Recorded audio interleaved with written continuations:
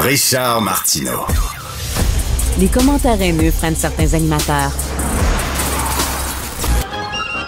Martineau s'en régale.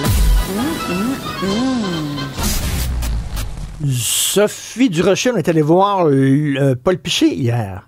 Oui, alors Paul Piché, c'était sa avant-dernière date de spectacle de sa tournée pour marquer les 35 ans de l'album Sur le chemin des incendies. Donc, on était hier ensemble à la Place des Arts, donc c'était super chouette parce qu'il y a vraiment plein de magnifiques chansons sur cet album-là. 72 ans. Oui. Et la voix d'un jeune. Une voix de stentor, vraiment, c'est incroyable. Sa voix n'a pas fléchi, et ce qui n'a pas fléchi non plus, c'est sa fibre indépendantiste. As-tu vu comment j'ai ramené ça, là, dans une petite pirouette digne du Cirque du Soleil? Et, on dirait Stéphanie qui plug audible.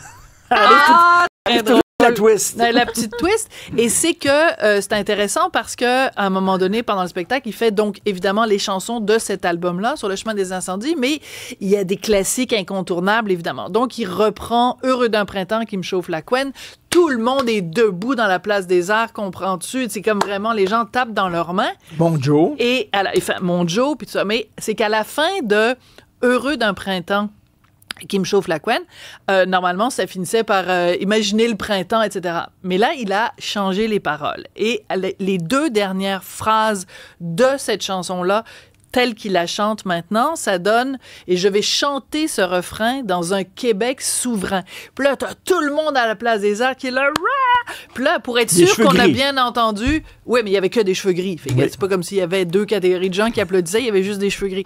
Bon, alors là, il prend le soin de répéter la phrase. Et il dit « Et je chanterai ce refrain dans un Québec souverain » pour être bien sûr qu'on a bien entendu que c'est pas la toune qu'on entend d'habitude. Alors, évidemment, moi, j'ai pas enregistré le spectacle hier soir parce que ça se fait pas, mais il a déjà, dans un spectacle récemment, chanté la petite version différente. Alors, je vais la faire écouter, puis après, je vais expliquer pourquoi je vous fais jouer cet extrait-là. Je chanterai ce refrain dans un Québec souverain. Alors, c'est ça que ça donne quand il chante la fin. Alors, toi et moi, après, on est allé voir Paul Piché en coulisses et moi, je lui dis, merci, super spectacle. Et j'ai dit, j'ai surtout apprécié que tu changes les paroles à la fin. Puis là, il me regarde, mais il dit, Sophie, je fais ça depuis 1990. Donc, ça fait 35 ans que ce gars-là change cette chanson-là qui est un classique québécois. Et la raison pour laquelle je t'en parle aujourd'hui, c'est que récemment, je parlais du fait que Michel Rivard, qui était interviewé à Tout le monde en parle, Guy Lepage lui demande, tu sais, il y a plein de jeunes qui croient en la souveraineté. Toi, est-ce que tu y crois? Et mon Michel Rivard de partir dans une espèce de discours très nouvel âge pour dire « Ah, l'amour, on a besoin d'amour, le monde manque d'amour, puis il faudrait qu'il y ait plus d'amour. » Et je dis pas que Michel Rivard est obligé de se prononcer pour la souveraineté, mais je dis juste quand on te pose une question à laquelle normalement tu coches oui ou tu coches non, petit clin d'œil à Paul Piché, on apprécierait une réponse claire. Dans le cas de Paul Piché, on est d'accord ou on n'est pas d'accord. Mais clair. Voilà quelqu'un qui n'a pas peur, parce que très souvent, les artistes, ils ont peur de se prononcer sur pour ou contre la souveraineté ou pour ou contre certaines positions, parce qu'ils se disent 50% de mon public va aimer que je dise ça, 50% de mon public, ça va leur tomber sur les nerfs. Arrêtez de penser à ça. Dites-nous ce que vous pensez vraiment. On va pas arrêter de chanter vos tunes parce que vous avez pris position sur la souveraineté ou parce que vous avez pris position sur la Palestine ou peu importe. Moi, ce que j'aime, c'est un artiste qui est entier. Je vous demande pas d'être engagé, je vous demande juste d'être entier puis de me dire le fond de votre pensée. Et je voulais juste souligner le fait que Paul Piché, hier, quand il a chanté cette fin de parole, donc je vais chanter ce refrain dans un Québec souverain, j'ai senti un enthousiasme. Et moi, j'avoue, je le cache pas, je suis souverainiste et ça m'a fait un petit chaud au cœur. Et il y avait Claude Meunier qui était invité. Ah, c'était drôle. Et il était dans son personnage de chanteur western, puis il disait à Paul Piché, il dit, toi puis ton chef-d'œuvre, l'escabeau. Il dit quand même, quel talent faire une toune sur un escabeau.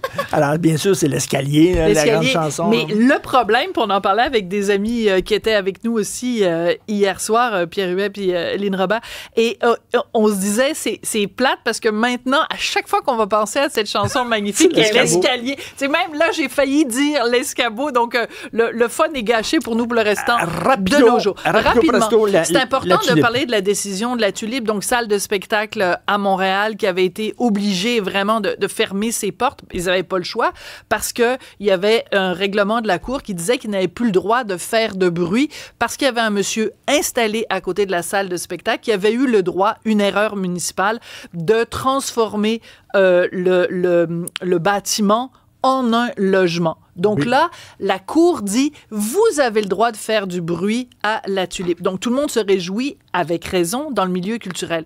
Ce que je trouve intéressant avec l'affaire de la Tulipe, c'est que ça pose la question de la cohabitation. Marc Boilard, qui était ton chroniqueur tout à l'heure, il habite dans le quartier du spectacle, tu le sais, il habite dans le même building que mon père, et c'est bruyant.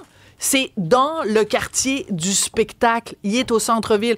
Tous les jours, l'été, il y a des spectacles. Il y a le festival de jazz, le festival de ci, puis de ça. Lui, il se plaint pas, Marc Boilard, en disant « c'est effrayant, c'est donc bien bruyant, le centre-ville de Montréal. » Donc, je pense qu'il faut reconnaître, si on veut que Montréal soit une ville de salles de spectacle, une ville qui fête tard, une ville de gens bruyants, une ville d'artistes qui se font entendre, il faut qu'on puisse comprendre qu'il y a un prix à ça et que parfois, c'est un petit peu de... si t'aimes pas l'odeur du fromage, je vais pas habiter à côté d'un fromager. Merci beaucoup. La réalisation, tellement bien résumé. La réalisation, la mise en onde, Sébastien Laperrière, la recherche, Maxime Sayer et Alexandre Moranville-Ouellette, à la mise en ligne, Fred Bastien et comme gardien du temps, impitoyable, Maxime Sayer. Merci beaucoup.